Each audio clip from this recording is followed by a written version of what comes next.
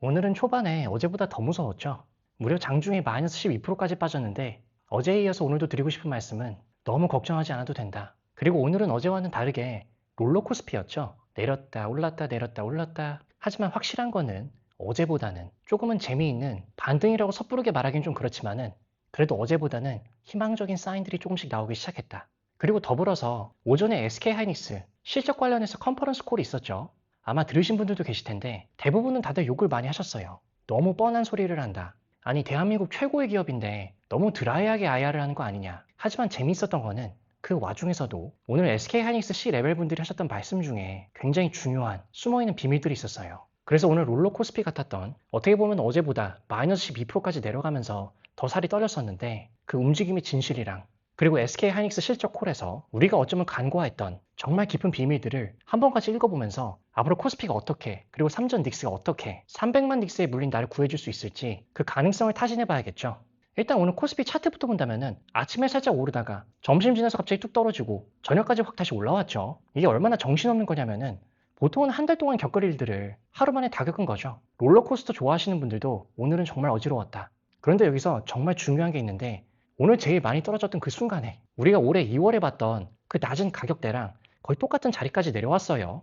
딱 거기서 튕겨서 지금 올라왔다. 한마디로 241선 부근이죠. 일봉상. 그리고 그 과정에 있어서 개인분들이 오늘 빠질 때마다 잘 담으셨는데 오늘은 꽤 크게 매도를 하셨어요. 솔직히 개인분들이 지난 두 달 동안 벌써 16번 정도 팔았고 오늘보다 거의 두 배나 더 많이 팔았던 적도 있죠. 그래서 오늘 개인분들이 판 게 다른 날과 비교했을 때 굉장히 특별하다고 보기 어려울 수도 있지만은 하지만 수급 자체는 좋아진 건 맞다. 뭐가 좋아졌냐면은 외국인이 어제 엄청 많이 팔았죠. 오늘은 그 매도량을 92%나 줄였어요. 그리고 이것보다 국내 큰손들, 기관분들이 모든 종류들, 증권사, 보험사, 연금, 펀드까지 전부 다 샀죠 오늘. 그리고 패시브 자금들, 한마디로 그냥 시장 전체에 골고루 투자를 하는 큰 돈들이죠. 이분들도 어제는 최악이었는데 오늘 하루 만에 완전히 플러스로 돌아섰다. 종목별로 파보면 더 재밌는데 삼성전자가 외국인이 판 것보다 국내 큰손들이 더 많이 샀죠.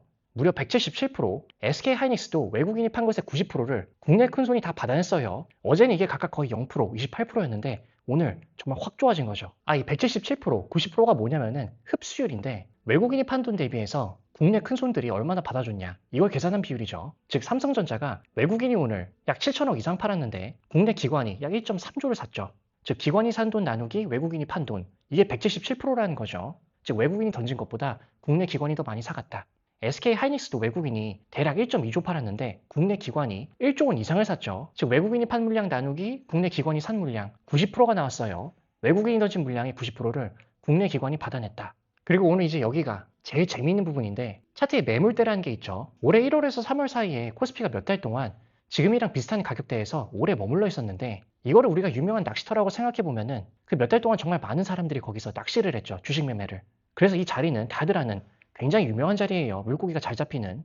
오늘 폭락했던 그 순간 오늘의 가격이 딱 그 유명한 낚시터 근처까지 내려왔다. 이런 유명한 자리에 오면은 하락에 돈을 걸어놓은 사람들, 공매도를 하는 큰손분들이 계시죠. 이분들은 겁을 먹습니다. 왜냐하면은 여기는 다들 아는 자리이기 때문에 반등을 하면은 나 같은 사람들이 한꺼번에 손절을 하면서 오히려 더 크게 튀어오를 수 있거든요.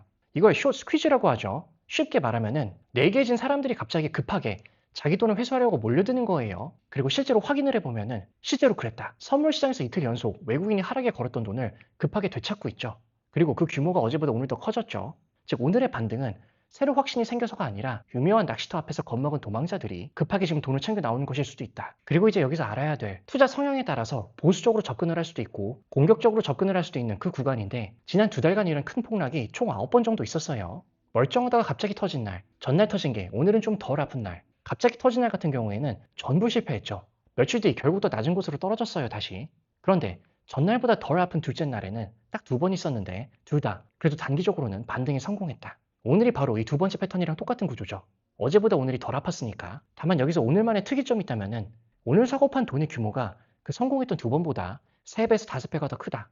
긍정적으로 본다면은 오늘 좋은 의미로 손바뀜이 되게 좋은 쪽으로 일어나고 있다. 다만 두 번째는 내가 보수적인 성향이라면은 염두해야 될 부분인데 그 성공했던 두 번도 결국 몇 주 뒤에는 다시 더 낮은 곳으로 떨어졌다. 그러니까 보수적으로 본다면은 오늘 패턴이 긍정적인 방향으로 맞다고 하더라도 이제 다 끝났다가 아니라 며칠짜리 잠깐 쉬어가는 것일 수도 있고 내가 공격적인 투자자라면은 어떻게 보면은 오늘 하루 있었던 일들은 굉장히 다 진짜 바닥을 다져가는 좋은 사인으로 내가 읽을 수도 있는 거겠죠. 내 성향에 따라서 다르게 판단할 수 있는 거예요. 그래서 만약 이렇게 수급에 있어가지고 내가 확신을 가지기 어렵다면은 오늘 아침에 있었던 SK 하이닉스의 실적 컨퍼런스 콜을 우리가 대조를 해볼 필요가 있겠죠. 다들 욕을 많이 했던 그 컨퍼런스 콜. 하지만 굉장히 중요한 힌트를 준 내용들이 많았어요. 실은 초반에 많은 애널리스트 분들이 굉장히 재밌던 이슈가 있었는데 단 한 분도 어제 코스피 그리고 나스닥에서의 그 난리의 원인인 중국 관련된 이야기는 아무도 안 물어봤어요. 시장을 흔든 그 이슈를 정작 전문가분들은 입 밖에 대지 않은 거죠. 이게 무슨 뜻인지 앞서서 일단은 팩트 먼저 체크를 하자면은 매출이 약 80조 원, 영업이익은 약 61조, 전년 대비 매출이 257%, 영업이익은 557%가 증가했어요. 절대 금액으로는 역대 최고다. 하지만 시장이 기대했던 매출 84조 원, 영업이익 64조 원보다는 낮았죠. 역대 최고인데 기대에는 못 미친 너무 훌륭하지만은 시장 입장에선 애매한 성적표라는 거예요. 그리고 숫자가 하나 더 있는데 이건 액면 그대로 믿으면 안 되겠죠. 이번 분기 순이익이 93조 원이 넘었는데 영업이익은 61조보다 순이익이 훨씬 더 컸죠. 이유는 영업의 손익에서 60조 원이 넘는 이익이 잡혔다. 요즘 이런 게 트렌드예요. 빅테크들도 차용을 하고 있죠. 가치 재평가에서 나왔죠. 반도체를 팔아서 번 돈이 아니라는 거예요. 그러니까 순이익률 118%, 이것보다는 진짜 본업 성적표는 영업이익률 76%죠. 이것도 정말 어마무시합니다. 그리고 오늘 컨퍼런스 콜에서 CFO분이 이런 말씀을 하셨는데 일부 고부가 제품의 출하 확대 시점이 하반기로 2월 되고 포트폴리오 구성이 전체 블렌디드 ASP에 영향을 줬다. 이게 무슨 차이냐면은 HBM에 밀려서 다른 걸 놓쳤다가 아니라 고부가 제품 자체의 출하 확대가 계획보다 늦어졌다는 뜻이죠. 원래 이번 분기에 더 많이 나갔어야 될 물량이 다음 분기로 밀린 거예요. 그럼 여기서 당연히 이게 궁금해지겠죠. 그럼 지금이 만약 주가가 바닥이고 하반기에는 오른다는 뜻일까?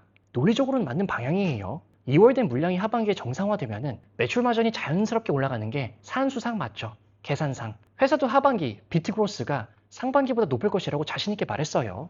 그러니까 정확히는 이번 분기가 바닥일 가능성을 뒷받침하는 근거는 있다. 그런데 그게 곧바로 주가 반등을 보장하진 않는다. 이 정도가 딱 균형 잡힌 결론이죠. 그리고 재밌는 디테일이 하나 더 있는데 이번 분기 실제로는 D램의 ASP가 약 30% 올랐죠. 그런데 낸드는 ASP가 50%대 중반이에요. 더 많이 뛰었죠. 어떻게 보면은 D램 HBM이 그동안 주인공이란 프레임으로 왔는데 이번 분기만 놓고 보면은 낸드가 더 화끈했다. AI도 추론의 시대잖아요. 자, 그리고 여기서부터가 오늘 제일 하고 싶었던 제일 중요한 이야기죠. 우리가 이번 주 내내 CXMT 그리고 중국 DUV 장비, 특히 중국에서의 노광 장비를 자체 생산하기 시작했다. 이런 얘기들을 계속 다뤘었죠. 이게 다 뭐였냐면은 웨이퍼의 회로를 찍어내는 단계, 그러니까 이걸 리소그래피라고 하는데 이 단계에서 벌어지는 경쟁 이야기를 계속 했던 거였어요, 우리가. 그런데 오늘 이 컨콜에서 CFO분이 슬쩍 흘린 얘기가 하나 있어요. 굉장히 중요한 이야기. 경쟁사들이 HBM을 빠르게 추격하고 있다는 질문에 답을 하시면서 IHBM이란 신기술을 언급을 했는데 다음 세대 HBM이 발열 문제를 잡는 기술이죠, 이게. 하이브리드 본딩이라는 방식으로 열 저항을 30% 이상 낮춘다. 그리고 이 하이브리드 본딩이 사실은 반도체기가 아니라 카메라에서 시작이 됐어요. 재밌는 얘기가 하나 있는데 2016년에 소니가 카메라 이미지 센서의 기술을 처음 썼죠. 화소를 찍는 층이랑 그 신호를 처리하는 회로층을 범프라고 하는데 이게 돌기예요. 이거 없이 우리끼리 직접 딱 붙여버렸어요. 이걸로 소니가 이미지 센서 세계 1위를 차지했죠. 그러다 2022년에 이 변방의 기술이 반도체 업계 본위로 들어와요. TSMC가 AMD의 요청으로 서버용 반도체에서 연산장치랑 캐시 메모리를 이 기술로 위아래로 붙였거든요. 이게 그 유명한 3D V캐시죠. 기존 방식보다 회로수를 200배 이상 늘리면서 성능이 확실히 증명됐다. 그래서 지금 카메라 센서에서 시작됐는데 이 기술이 이게 지금 메모리 HBM까지 넘어왔다. SK 하이닉스는 이미 12단 HBM에서 하이브리드 본딩 검증을 끝냈고 미국 어플라이드 머티리얼즈랑 네덜란드 배시가 공동 개발한 장비를 약 200억 원 규모로 발주를 했죠. 이 두 회사가 사실상 이 시장을 양분하고 있는 거의 유일한 플레이어들이에요. 삼성전자도 가만히 있지 않고 차기작 HBM4E부터는 이 기술을 일부 도입하는 방안을 추진 중이다. 자, 이게 지금 당장 매출에 기여하는 기술은 아니에요. 완전한 대량 양산은 2029년 8세대 HBM으로 예상이 되고 지금 매출을 만드는 거는 여전히 하이닉스 고유 기술인 MR 머프예요. 그러니까 이건 지금 돈 버는 얘기가 아니라 앞으로 5년 그 리더십을 지키기 위한 선제적인 베팅이다. 그리고 이게 왜 중요하냐면은 중국이 DUV 장비를 자체 생산하기 시작했다고 하더라도 그건 우리가 이미 몇 년 전에 넘어간 전장이다. 지금 진짜 승부는 하이브리드 본딩 패키징에서 벌어지고 있고 이 영역에는 중국 관련 뉴스가 하나도 없다. 즉 앞으로 이 생태계에서 글로벌에서는 어플라이드 머티리얼즈랑 배시가 사실상 양강이고 국내에서는 한미반도체 그리고 한화세미텍이 이 차세대 시장을 놓고 준비 중이죠. 더불어서 27년 HBM 가격 협상 질문에서 CFO분이 HBM 가격이 일반 D램 가격의 움직임만으로는 결정이 되지 않는다. 자, 그렇게 말씀하신 이유는 HBM이 훨씬 많은 웨이퍼, 첨단 공정, TSV, 패키징 리소스가 들어가기 때문이에요. 아니 그러면 월요일에 상장한 CXMT는 하이닉스랑 완전 상관이 없는 건가?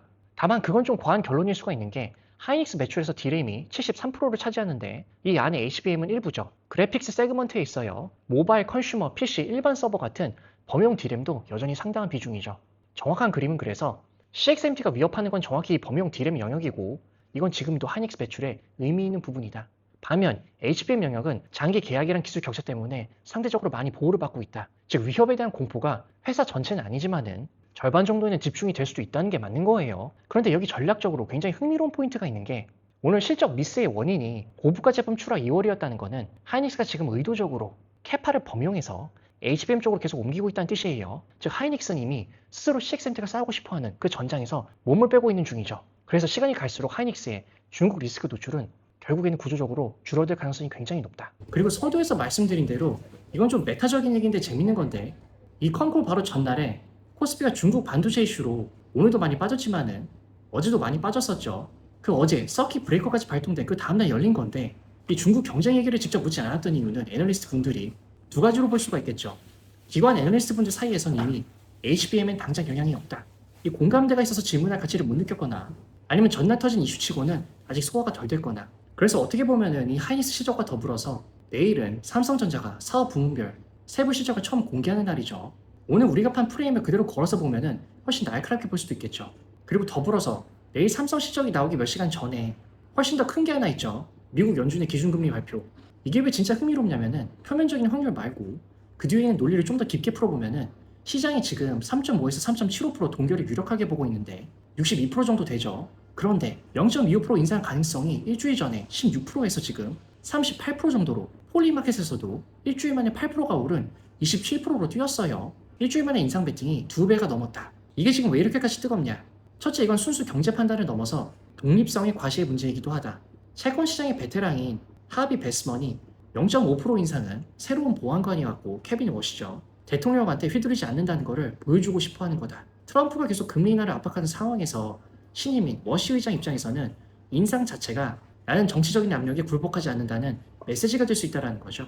그리고 채권 시장에서는 이미 스스로 답을 하고 있는데 캔자스시티의 전임 총재인 에스더 조지가 지금 미국 2년물 국채 금리가 연방 기금 금리보다 높다. 이걸 근거로 들었죠.